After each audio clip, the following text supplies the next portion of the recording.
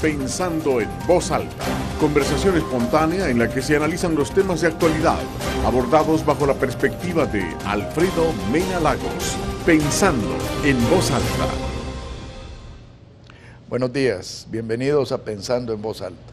Hoy tengo el gran gusto de tener con nosotros a mi buen amigo y compañero de colegio, compañero del externado, el doctor Francisco Beltrán Galindo. Yo la semana pasada tuve un programa con Juan Pablo Córdoba sobre el caso Celenel y he querido invitar a Francisco porque él está en la contraparte, o sea, representando a Enel. Yo siempre he creído, y gracias a mi padre, que en la vida hay tres verdades: la de la parte, la de la contraparte y la verdadera verdad. Y la única manera de acercarse a la verdadera verdad es escuchando ambas partes de un conflicto, especialmente cuando se trata de un buen amigo como Francisco. En ese sentido, yo quiero dejar sentado bien claro que soy de las personas que cree que los contratos se deben cumplir. Aunque estén mal hechos, se deben cumplir. Y el propósito de este programa es, número uno, pues escuchar la versión de Francisco y de la empresa italiana y buscar posibles soluciones, evitar que este tipo de situaciones tan dañinas para el país no se vuelvan a repetir. Así que, como siempre con Francisco, es una educación platicar con él. Así que le quiero dar la bienvenida. Bienvenido, Francisco. Bienvenido, Alfredo, y muchas gracias. Siempre es un gusto conversar contigo, así que estoy aquí a tu disposición. Gracias, Francisco. Tal vez empecemos con un recuento de cómo se inició esto del contrato con Enel. Bueno, quizás es bueno aquí que haga una separación en mi rol en esta conversación.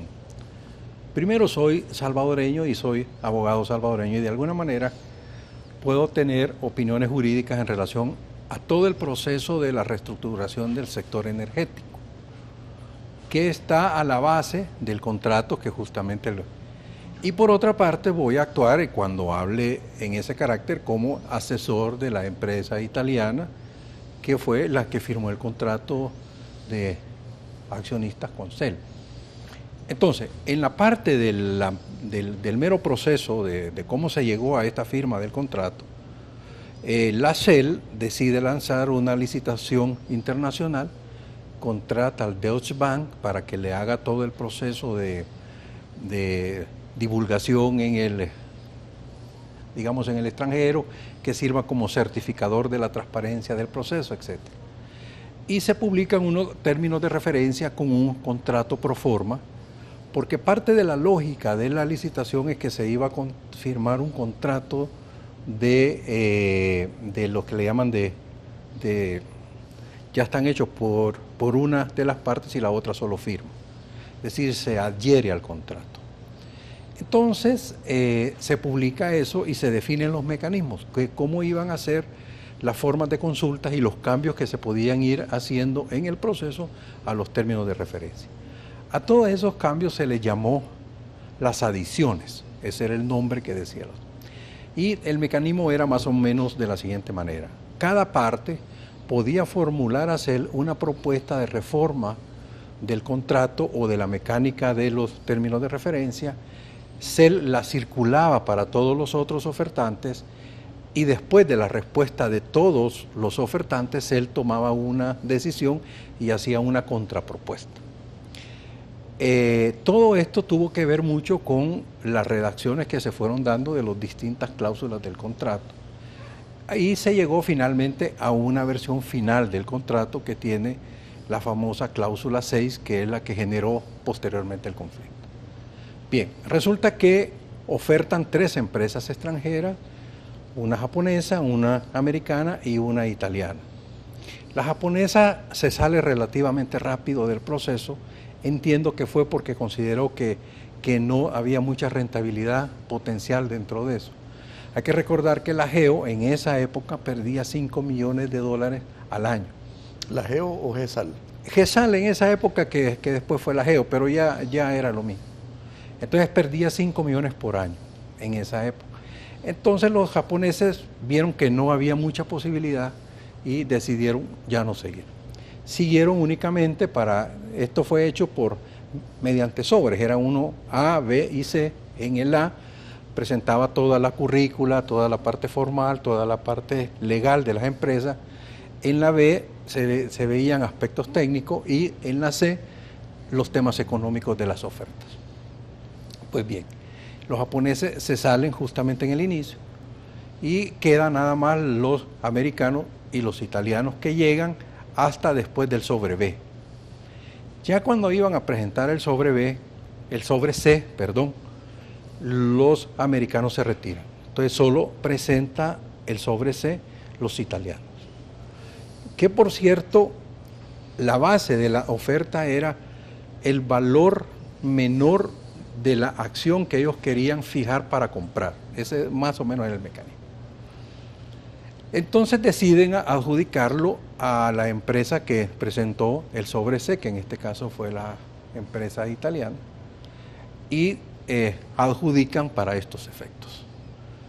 Entonces, ¿en qué consistía el proyecto? Consistía en hacer 3 fases.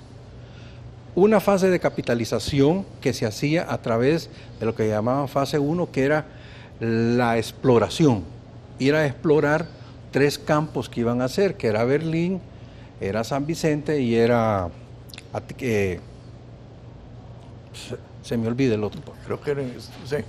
Exacto. En San Miguel creo que era. Algo así. Entonces vienen y dependiendo del gasto que hicieran ellos, una parte se les reconocía en función de una determinada fórmula. Si se hallaba vapor, entonces pasaban a la fase 2. La fase 2 era ya desarrollar los pozos en serio, montar las turbinas, hacer toda la relación eléctrica y allí se canjeaba a partir de una relación de cuánto era el vapor encontrado, las energías generadas, y eso se calculaba por una fórmula y se convertía en un determinado valor que se canjeaba por acción.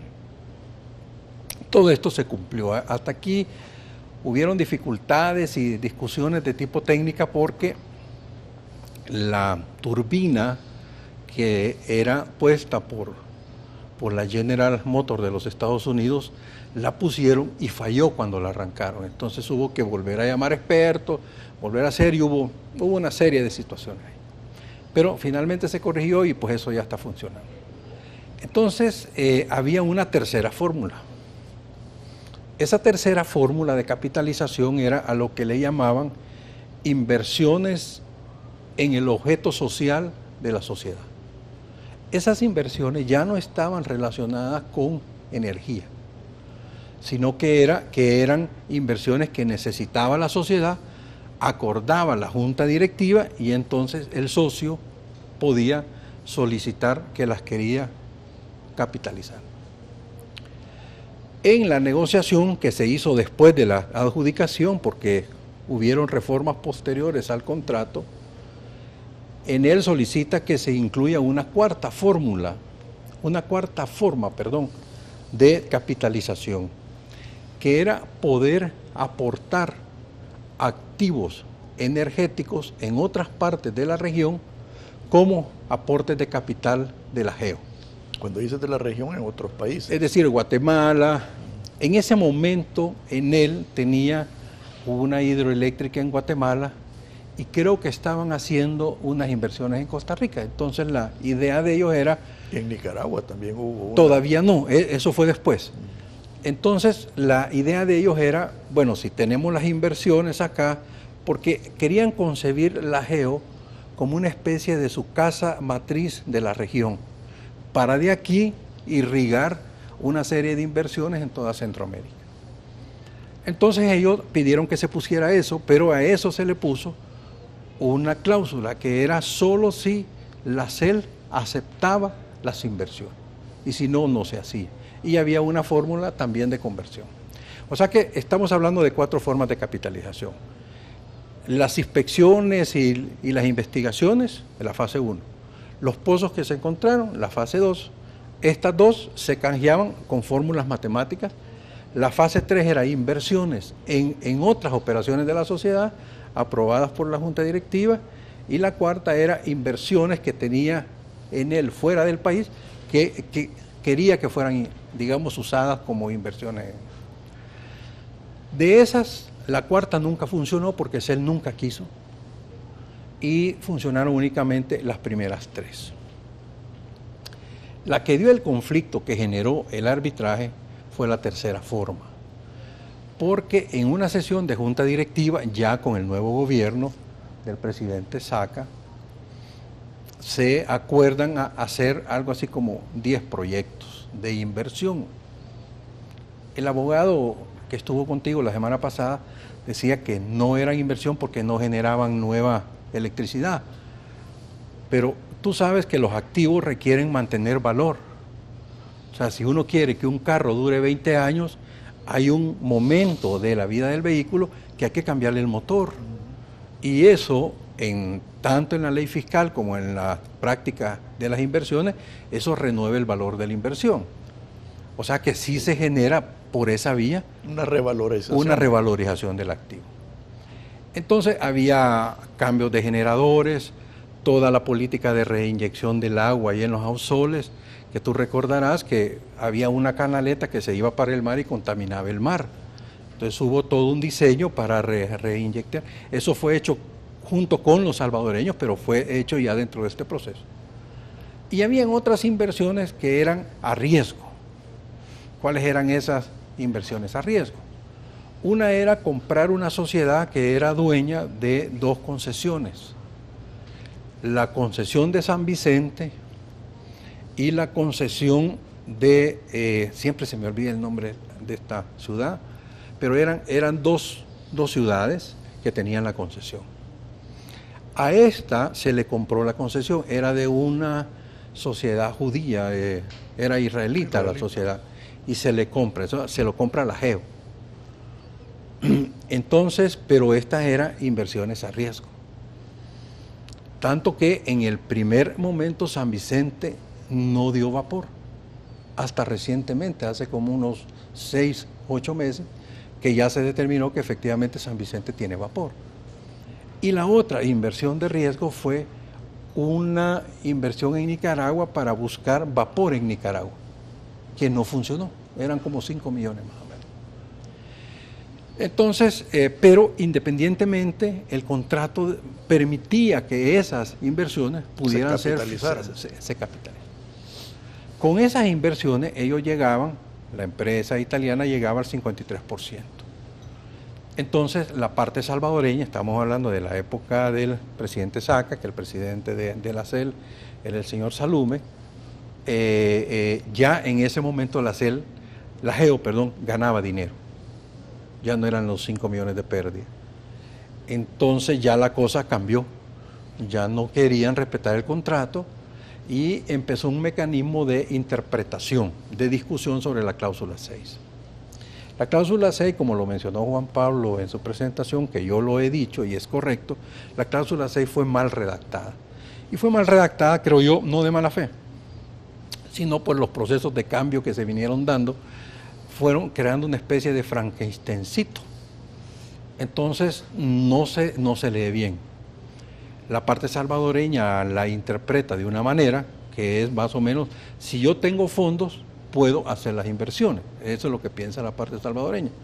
La parte italiana dice, no, es que la sociedad no puede tener fondos para inversión porque hay un artículo que dice que los dividendos se reparten todos los años. Entonces, la sociedad no puede tener fondos de inversión. Solo pueden ser hechos a través de financiamientos, de los socios o de otra manera. Entonces, esa doble definición fue lo que generó ir al arbitraje. En el arbitraje, los árbitros estudiaron toda la lógica de la negociación de la famosa cláusula 6 y la cláusula de la repartición de los dividendos. Y lo que concluyeron era que la interpretación de los italianos era la correcta, de acuerdo con la historia de cómo se fueron dando las reformas y de acuerdo a las lógicas normales de cómo se interpretan los contratos. Pero por otro lado decían que efectivamente la cláusula de reparto de dividendos era una cláusula que se tenía que respetar y que en consecuencia no había posibilidad que la empresa tuviera fondos propios para invertir. Lo que puedan ser la parte de las reservas de depreciación laborales, y alguna cosa de esas. Pero ya para las inversiones que estamos hablando de 127 millones, no lo tenía. Entonces, lo que al final falla es, uno, que se debe cumplir lo que decía la interpretación, es decir, la capitalización de los 127 millones. Dos, que le debían regresar a la empresa italiana los dividendos que la administración de la GEO había usado para esas inversiones, porque ella usó los dividendos de los italianos para hacer las inversiones.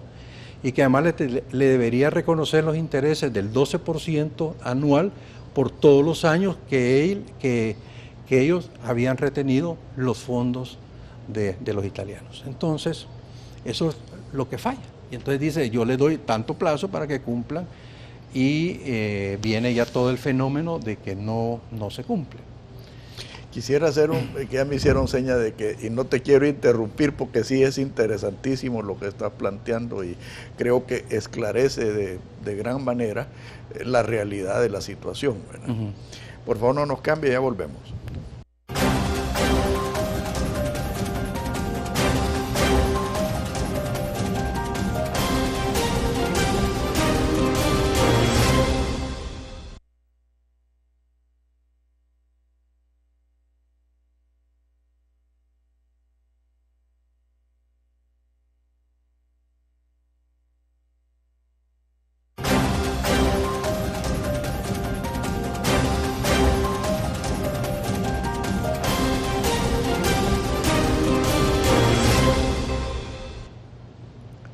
Francisco, por favor. Bueno, entonces resulta que cuando ya hay que cumplir, ya estamos en este gobierno y resulta que el presidente inesperadamente, porque no se esperaba de que él interviniera en esto, le da órdenes a sus funcionarios de no cumplir el fallo. Y empieza a usar un argumento que no se había usado ni dentro del arbitraje, ni en ninguna discusión, porque primero habla de lesividad. El gobierno tuvo 2 años para hacer uso del recurso legal de lesividad y no lo hizo.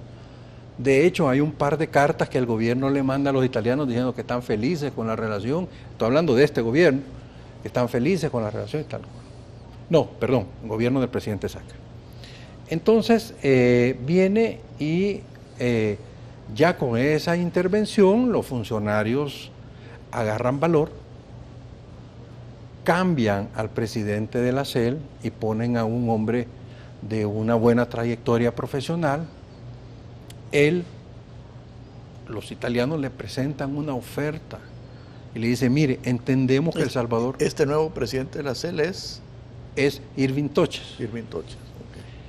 Entonces viene el presidente de toda la región en él y le presenta una carta y le dice, mire, nosotros entendemos que hay puntos que ustedes quieren conversar, estamos dispuestos a conversar y le proponemos 7 puntos para conversar y volvamos a firmar el contrato. Los 7 puntos eran bien sencillos. Definimos un límite para el máximo de nuestras acciones, le dicen ellos. Definamos una política comercial de largo plazo que beneficie al pueblo salvadoreño y la política energética del Salvador en este sentido.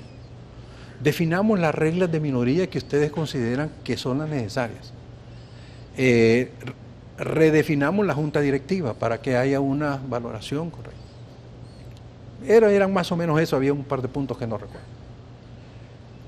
El presidente de la CEL, Irving Toches, estudia el caso y le manda una carta al secretario técnico de la presidencia y le dice, señor, yo estoy de acuerdo en sentarnos a conversar.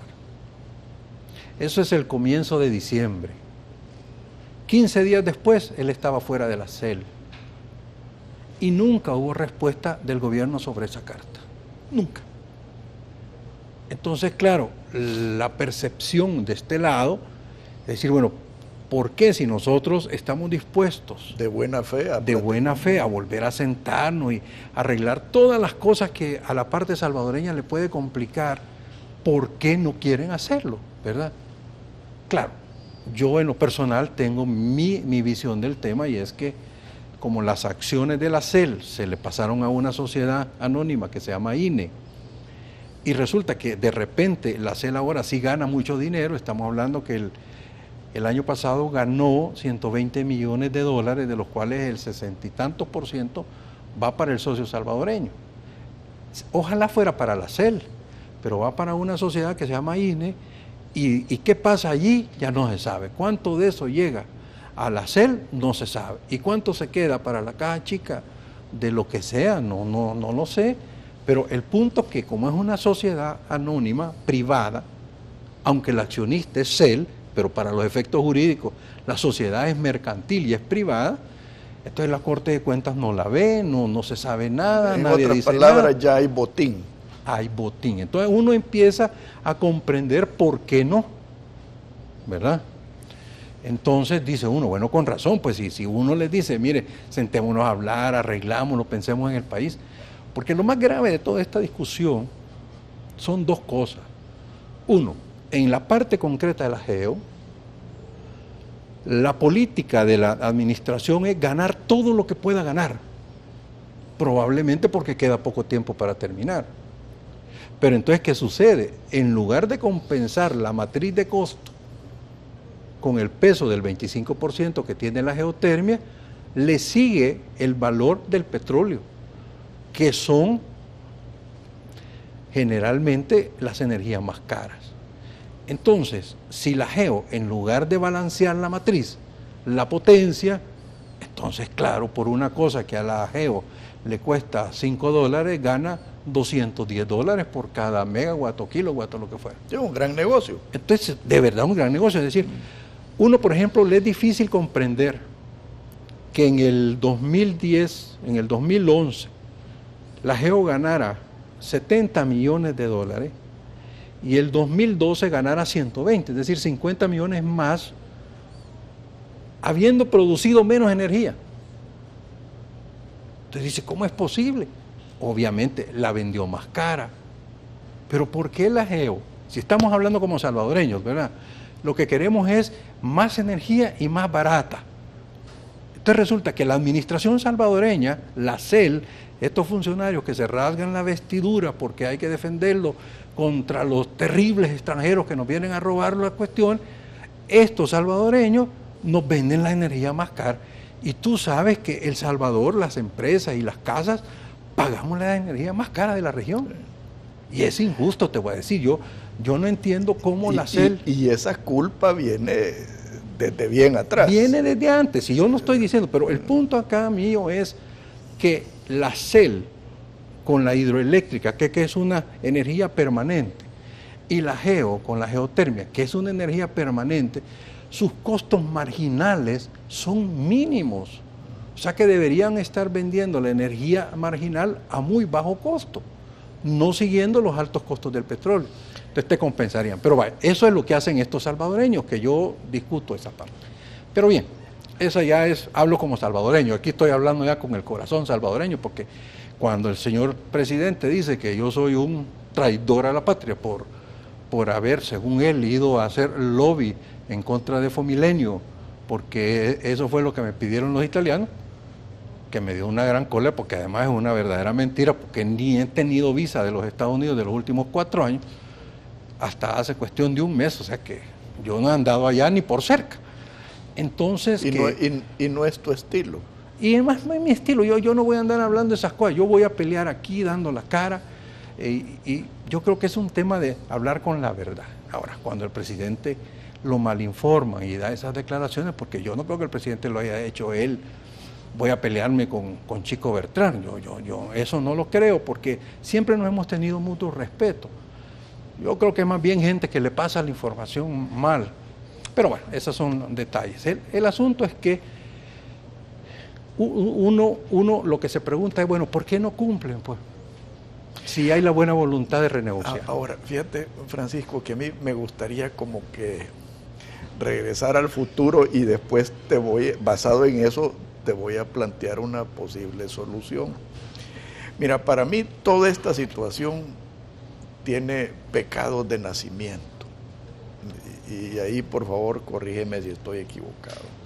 Primero, el proceso entero fue muy poco transparente.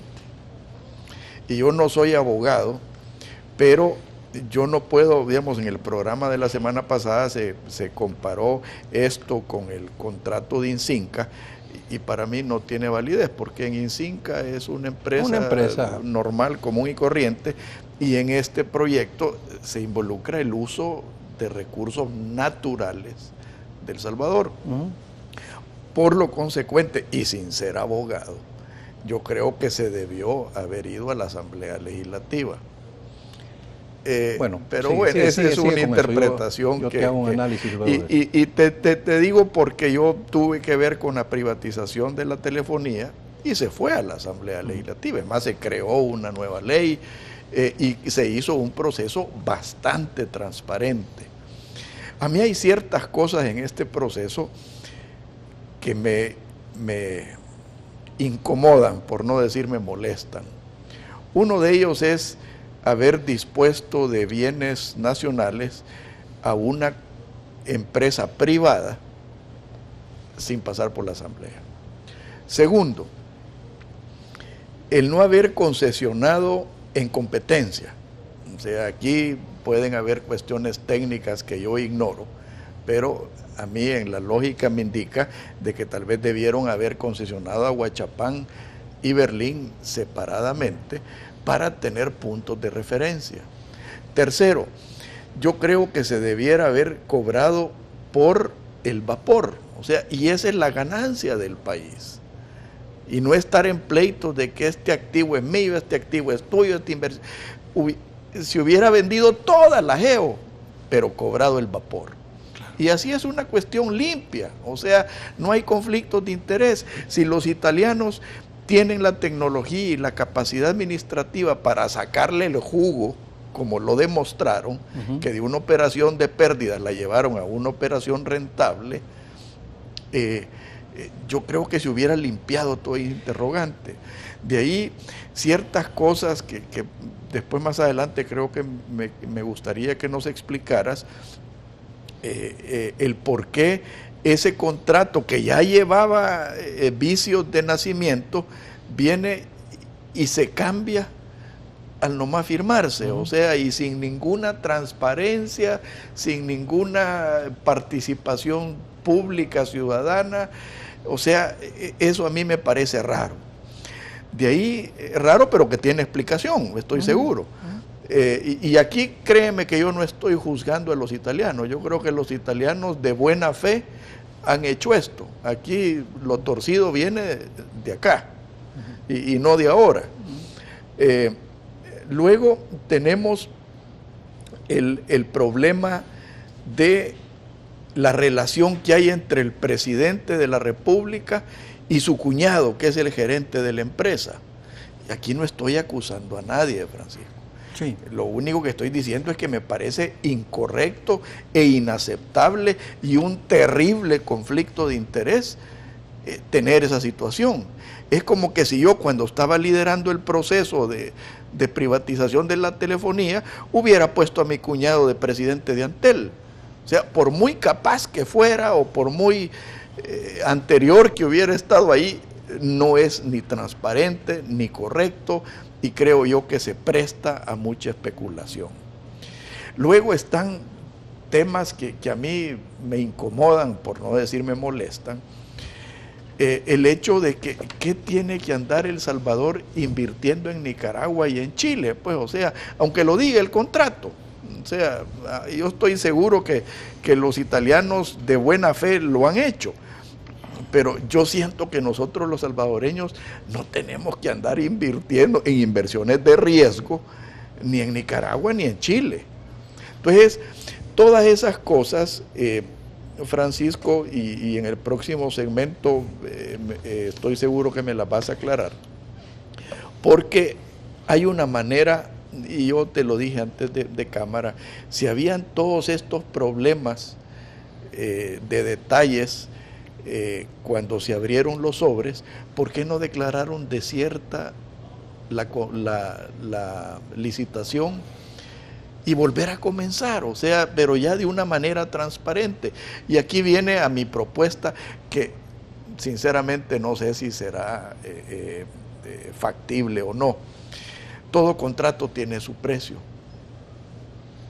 Y el hecho de que los italianos estaban dispuestos a negociar de buena fe, y creo yo que han hecho una buena labor técnica y empresarialmente hablando,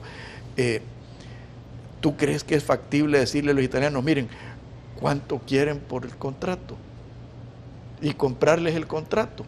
Y entonces, como yo estoy seguro de que El Salvador no tiene la capacidad para manejar esta situación, y a veces es falta de capacidad y a veces es falta de voluntad,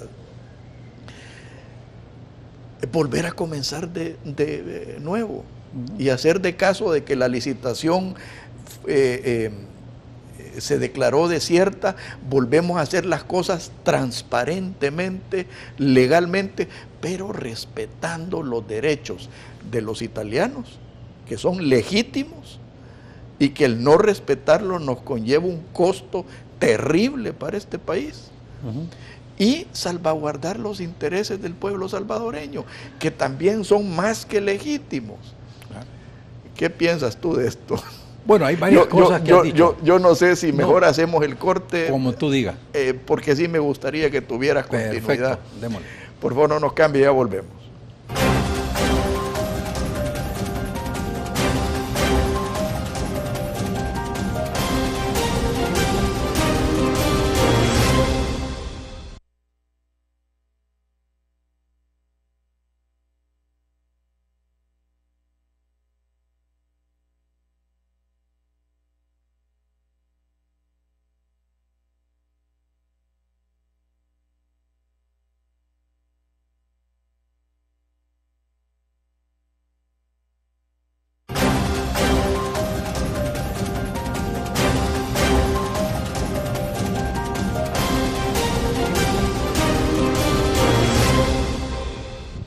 Por favor, Francisco. Bueno, voy a tratar de resumirte toda la cuestión. Primero, hay que entender, y yo creo que tú estás muy claro porque tú lo conociste en tu época de la privatización, el tema de la CEL.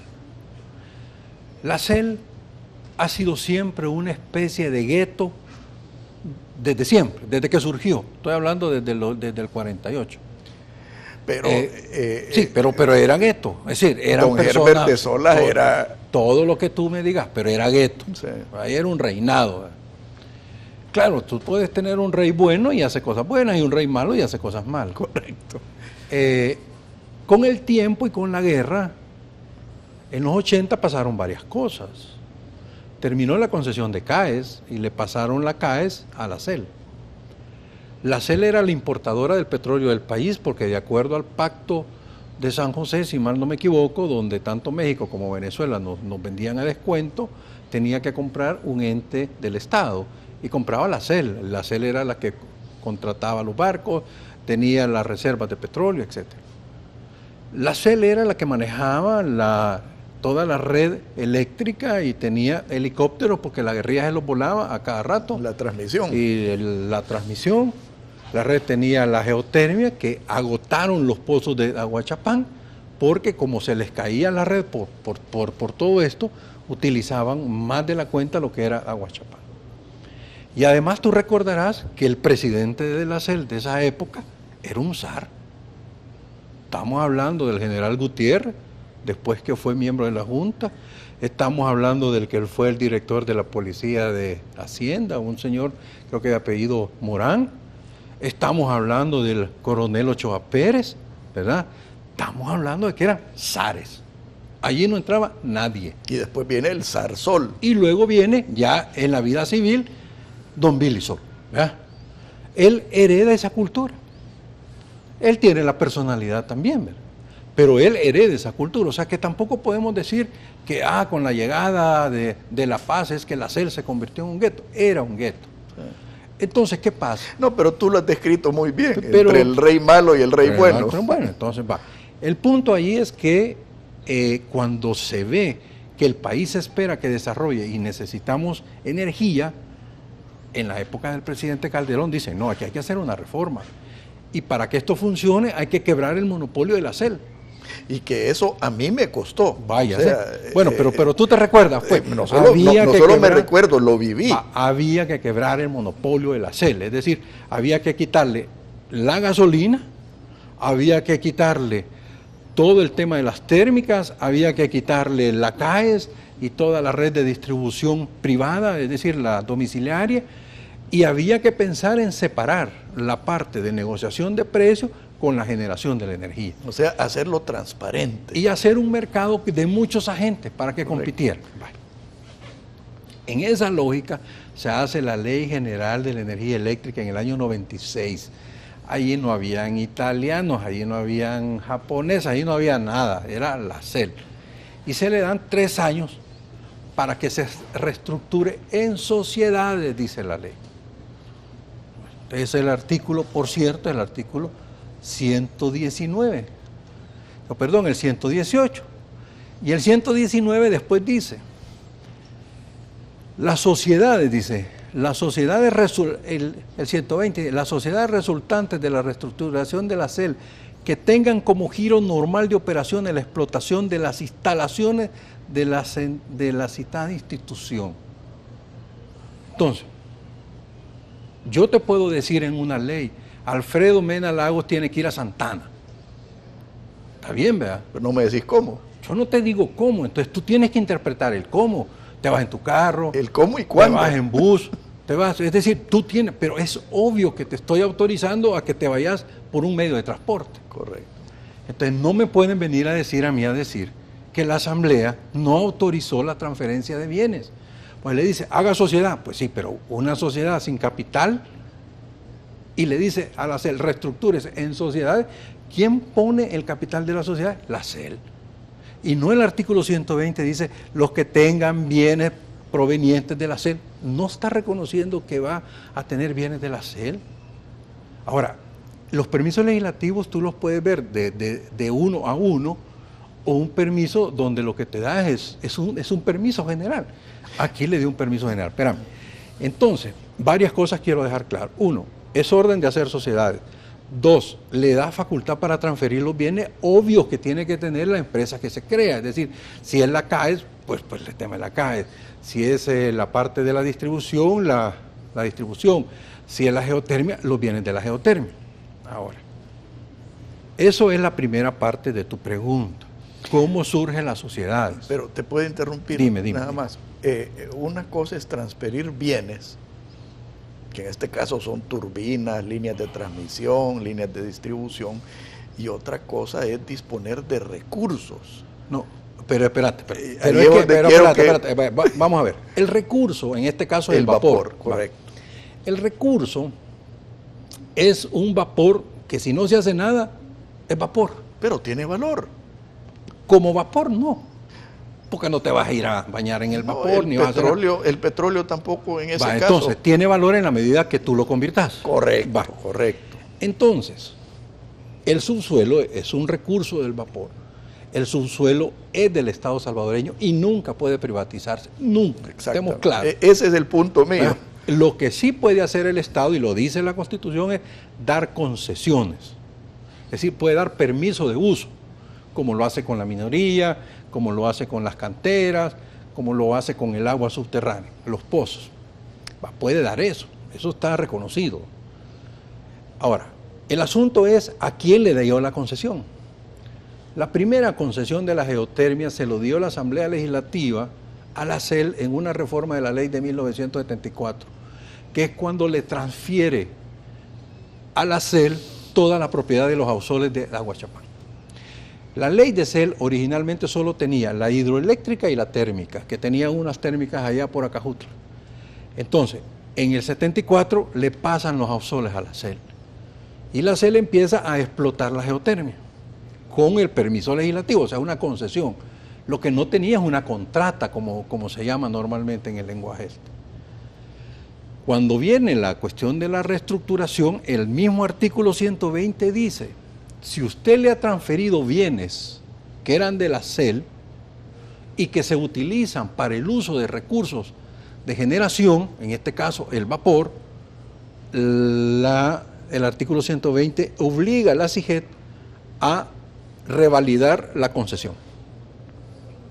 Tan es así que cuando la CIGET le otorga la concesión a GESAL, porque también quiero dejar claro una cuestión, la empresa italiana nunca ha tenido una concesión para vapor.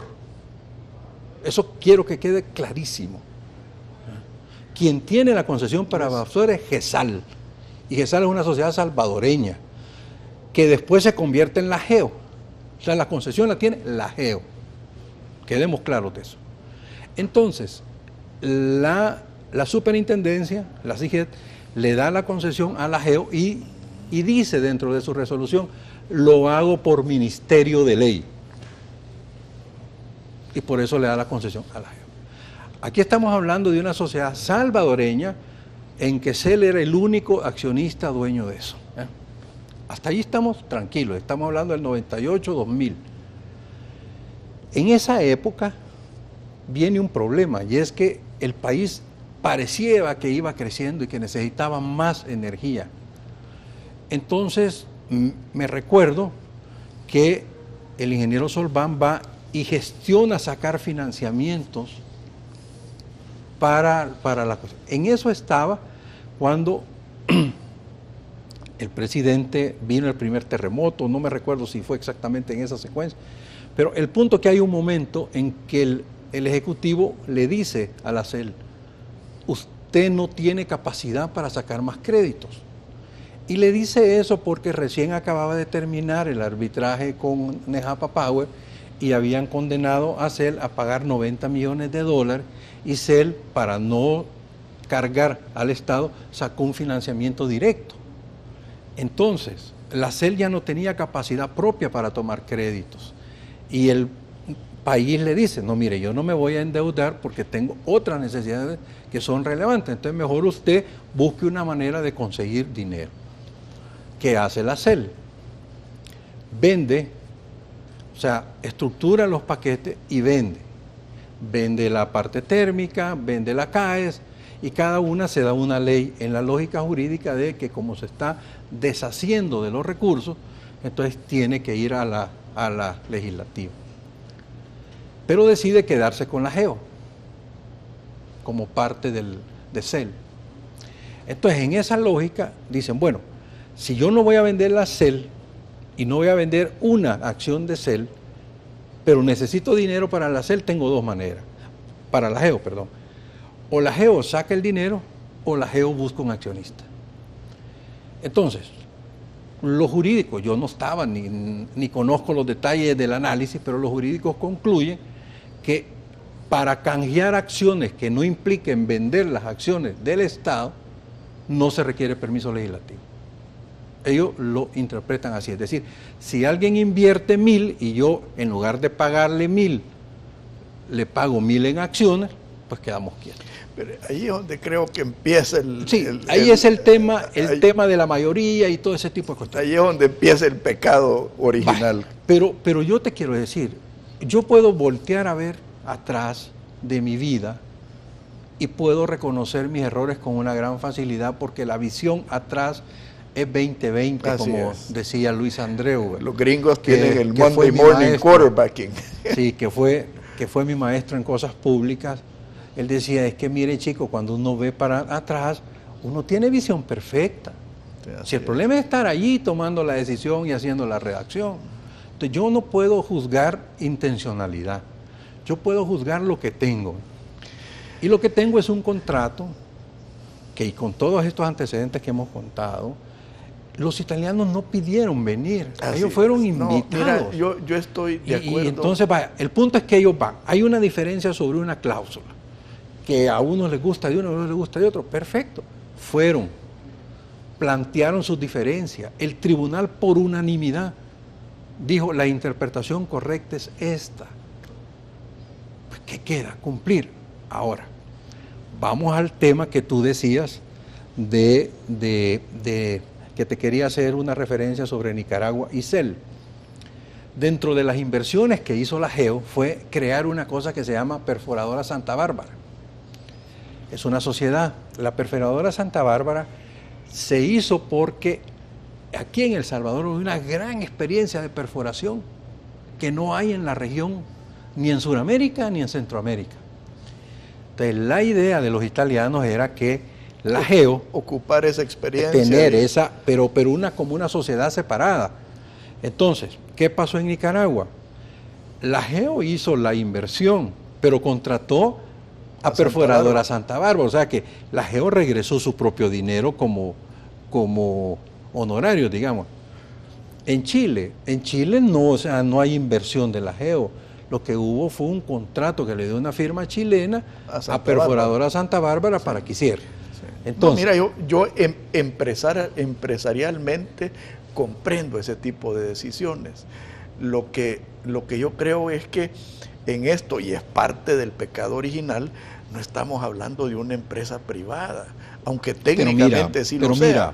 Mira, Alfredo, en Europa, la mayoría de las firmas que tienen el conocimiento, el know-how de lo que sea, son empresas privadas. Son empresas privadas que surgen de las empresas públicas.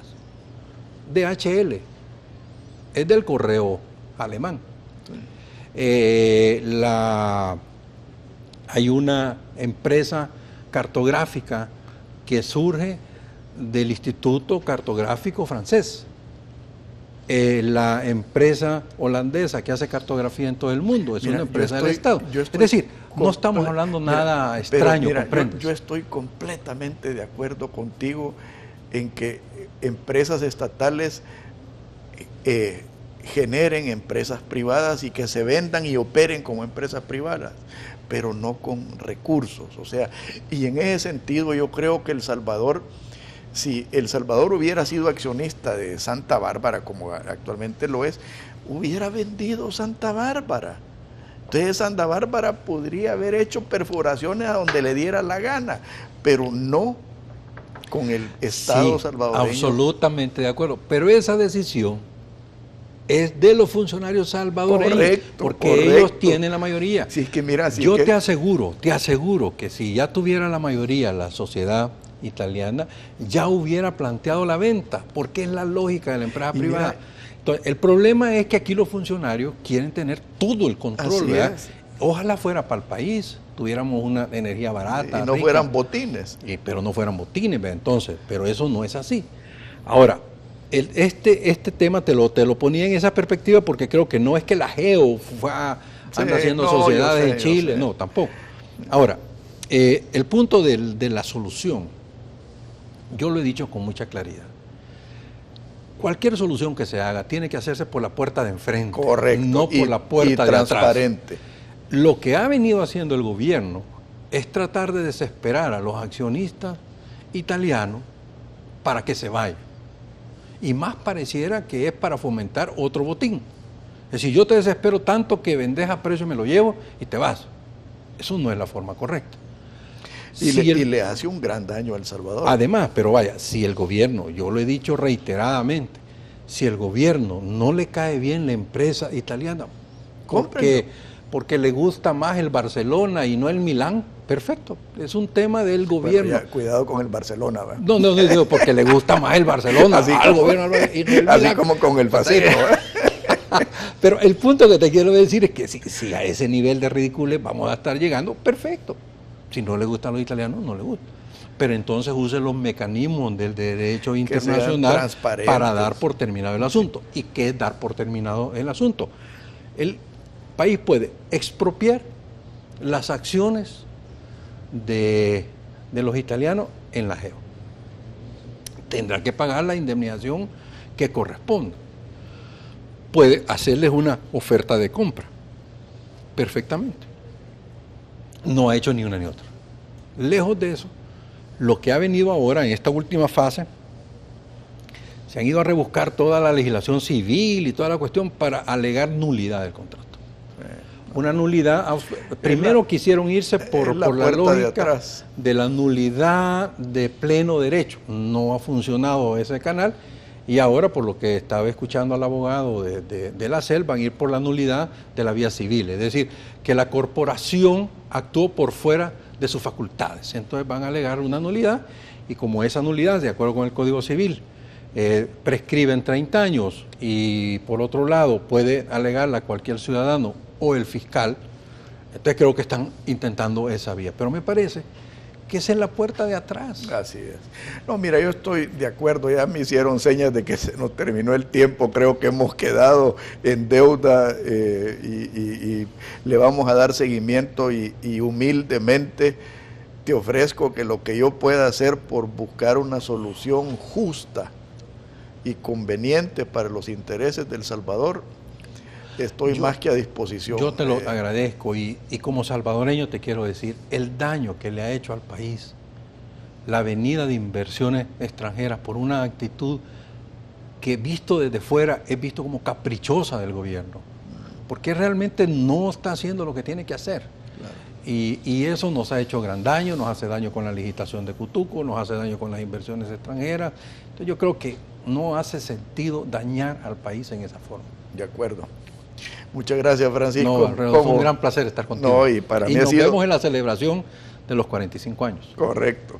Y para mí no solo ha sido un placer, sino que una educación esta charla. Gracias, te agradezco mucho. Y por favor, quiero que me saludes a tu padre, hombre que yo tengo en altísima estima, creo que es de esas personas tan valiosas para este país. Sí, estoy absolutamente de acuerdo.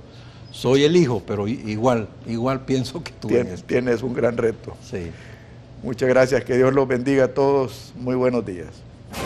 Esto fue Pensando en Voz Alta, conversación espontánea en la que se analizan los temas de actualidad, abordados bajo la perspectiva de Alfredo Mena Lagos. Pensando en Voz Alta.